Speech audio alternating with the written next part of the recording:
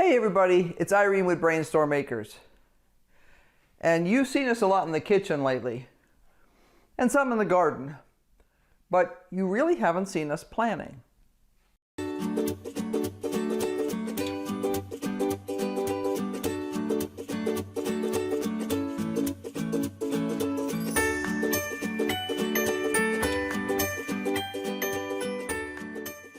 When you're planning your garden, you need to look at what worked this year and what didn't. So what's worked so far is most of our varieties of tomatoes have been stellar. We grew fewer cucumbers this year than we did last year, but we still have too many cucumbers. So next year there will be fewer cucumbers. And one of the things you have to remind yourself when you're doing something like cucumbers is a fast plant. So for instance, if I planted 2 cucumbers at the beginning of the summer and something happened to them or they started to not produce as well as I wanted them to, I could plant another set of cucumbers and they would still come off before fall and you get that initial flush of lots of cucumbers again. We decided we didn't like the quality of the crop that we got out, the quality or quantity of the crop that we got out of our cantaloupe plants this year. They were literally destroyed by the hailstorm. I mean, there were plants there that if I hadn't known better, I would have thought something just like blew them up physically. They were gone. I mean, they were little pieces. That's all there was. And it just happened to be that that's where the hail hit and it just destroyed them. We have had very few cantaloupe out of the garden this summer, and the ones we have had have been okay, but they haven't been super primo. And the whole point of growing them at home is to get that super primo, to be able to harvest them exactly when they're ripe and know that when you take that sucker in the house, it is going to be absolutely wonderful. So because we really can't reconstitute the plants in the yard this late in the season, we have 2 cantaloupe plants growing in the greenhouse and we're going to try it. So far they're about 3 feet tall and they have tons of flowers. Now, I have not seen any female flowers yet. They're all male so far. But that's what usually happens. Usually you get a whole stack on most of your cucurbits, on your melons and your cucumbers and watermelons and squashes of all sorts. You normally get a little flush of male flowers before you get the girls. And while the male flowers are lovely and we do need them around, we don't get any fruit out of them. So I'm watching. And I'm carefully watching, because if I need to hand pollinate, I will. I have no problem with doing that. And we're not talking about 3,000 flowers here. We're just talking about, I'm not doing a row 50 feet long. I can take a male flower and pollinate female flowers on 1 or 2 plants. Not a problem. Next year, we're going to be slightly reorganizing our squash area again. We're going to add another bed over there, made the same way as the current ones. And if you haven't followed this, it's pretty funny. We were looking for a way to make some raised beds quickly. And we have parts of an old garage door that came from the building that is now my studio. It didn't work. It was literally nailed in place. So when we took it down, we just kind of tossed it over to the side and thought, well, I don't know what we'll do with that. And I think we were even thinking about getting rid of it, but we actually wound up making it into raised beds instead. So we have 2 more panels and that will make another bed. And we're going to put the professional landscape fabric all over that entire area over there. That area does nothing but grow weeds that we don't want. So I'm going to have, once the current crops are off, because we have a South Anna butternut squash that's just sprawling. Oh, it's gorgeous. And it's just full of squash. Oh, I love butternut squash. So this is something we're really looking forward to. Our plan is to take any less than perfect squash and immediately can them. And then the ones that are in better shape we'll keep as long as we can. But we know we're probably going to have to can them in the long run too, because we don't have good cold storage here. So that whole area there, once it's done for the season, we're going to burn it off hard with the flamethrower that we use for weeding. And then we're going to put down hardware cloth and the professional quality gardening landscape fabric. And that whole area is going to be paved literally with that. Will we put any gravel on it? We might. We might. It looks nicer with gravel. So if we have enough of the gravel, we will. But that whole, we're going to have 3 beds there instead of just 2. And we'll once again top up those beds with straw and soil and stuff like that. Eventually we may have to change things up, but right now our goal is to keep those things for the cucumber beds. They work so well over there. And I like the idea that that last bed will still have a large area of open nothing, gravel in front of it. And that is going to be where the South Anna butternuts can sprawl next year. Now, that's assuming that we like them. I can't imagine why we wouldn't like them, but we'll have something sprawl over there next year. And that allows them to just completely pop out of the bed and just go across the ground. And it's kind of cool because you go over there and you peek in between the leaves and there's a squash here and there's a squash there. And you'll find one little squash that's this big, and then you look a little farther and you find another one that's that big, and you're like, oh, geez, okay. So, yeah, I can't tell you how many squash are out there because I have no idea, but there's definitely more than a dozen.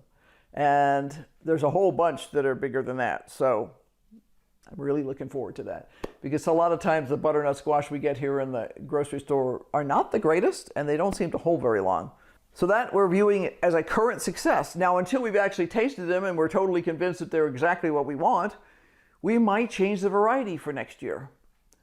But the one thing we definitely know is we're going to be taking the things that we decided just aren't what we want, and we're going to be getting rid of them. Those jars and rings will be saved, the lids will be tossed, and the jars will go back into the boxes. I have tons and tons of the boxes. Makes it super easy to get them perfectly clean, turn them upside down so that they don't collect dust. This is the way we store them, turned upside down. There's dust on the bottom of every single one, but you know what? The inside is clean. So when you go to use them, all you have to do is take off the dust and go with it.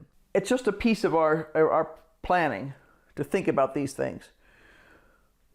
I showed you the tomato sauce that we have left from last year, and we're really pleased with it. I mean, it's still delicious. It's really not very different than what we're currently making, but we won't make as many of the pints because if we wind up cracking open a pint, sometimes it gets stashed in the back of the fridge and you forget about it, and yeah, next thing you know, you look in there and it's got blue and white fuzz on it, and that's not a very good thing.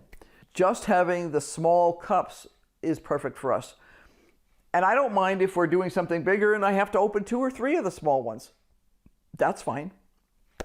No waste. That's our goal, no waste. I hope this helps you think about how you would plan some of your stuff. I've got my list in the living room right now that I'm working on for what I need to plant. I'm running about 2 weeks behind on getting things planted in the greenhouse. There just aren't enough hours in the day right now. But that's the way it is at this time of year, to be honest. There's just not quite enough hours in the day for an awful lot of people. And yeah, like today, I don't know what the actual temperature is. Okay, it says 82. That's up in the National Forest. It's 96 in the yard, but what the problem is it's like 30% humidity right now. And for us, that's outrageously sticky. So it feels really sticky even when you go outside. Our normal humidity is anywhere between 5 and 15%. So when you get 30, 40, 50% humidity, well, it's not as bad as Mississippi. I've been there lots of times, but it's way stickier than I prefer. I'm working on lists right now for seeds. I just went through my seed collection the other day to see what I have already. We've learned a couple of important lessons about a couple of specific varieties. This is a cherry bell radish. They really, really don't do well when it gets hot. Really, really don't do well. They get very funky. They'll germinate and they grow great, but when you look at the actual roots, they're just not quality. So I won't grow them anymore during any kind of hot weather. I'm going to write that into my program so that I know what not to plant. there are varieties that are much more heat tolerant than that. We tried a couple of new varieties of lettuce this summer, and I tell you what, I'm darn impressed because they're not super expensive, but they sure did hold up well.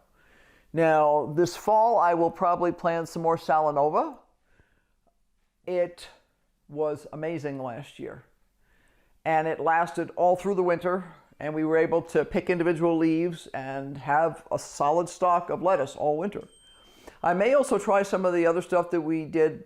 We've got some other types of butter crunch lettuce and stuff like that. We're going to be trying all kinds of stuff, and I'll be writing it all down because knowing how well plants performed when you have really horrible weather, which is a good summary of that. Our June this year was just, pardon the French, straight from hell. It really was. We were over 100 degrees during the day for weeks on end. And that's pretty rough. I don't care how much you water your plants, they just really don't like it. So if the plants did okay this year, just imagine what would happen if we had a normal year where it wasn't quite that challenging. I don't expect there to be any normal years anymore. I really don't. And I think that if we all plan that there aren't going to be normal years, we'll be a lot better off. Then if we do, by some chance, get a normal year, we'll just have too much of something, and we'll either have to share with friends or figure out how to can it or dry it or something else. And that's really not a tragedy. Although the other day, as we were up to our armpits in tomato sauce, it was feeling a little bit like a tragedy. I probably have close to 2/3 of the green beans that we need for the year currently frozen in the freezer. Okay, I harvested another batch this morning. That will make probably another, it wasn't a very big batch, so probably 4 to 6 meals. We have 2 more types of green beans coming off. We have Royal Burgundy, which is a purple bean, and we have Carson Yellow. I got our first harvest of Royal Burgundy this morning. That's just enough for a meal, which is fine, but I can see there's like a billion small, anything from that big down to that big. So in the next week or 2, we'll start to get a real flush of stuff. I just covered those plants because there's a severe thunderstorm warning we're here right now, and the storm, which is currently stalled south of us, has the threat of large hail. We've learned a lot this year, and that to me is a huge, huge thing. So just remember, every bit counts. We're part of the Every Bit Counts challenge. You'll see this on our Every Bit Counts challenge. Check out some of the other videos that are Every Bit Counts challenge. It's pretty amazing to see what people have managed to do. I mean, some people don't have access to a real garden, but they'll find a deal at the grocery store, or they'll find a neighbor who's got too much something, and they'll wind up canning it, freezing it, something. Even if all you do is get a couple of meals out of it, those are meals you did not have to buy at the grocery store. And if you know where it came from, for instance, a friend who grows organically, you know what's on it. Isn't that cool? I think it is. I am concerned even when I buy organic stuff at the grocery store sometimes, wondering if it really is organic. Be sure to like, subscribe, and hit that notification bell because obviously we're going to be doing tons more. Until next time, bye.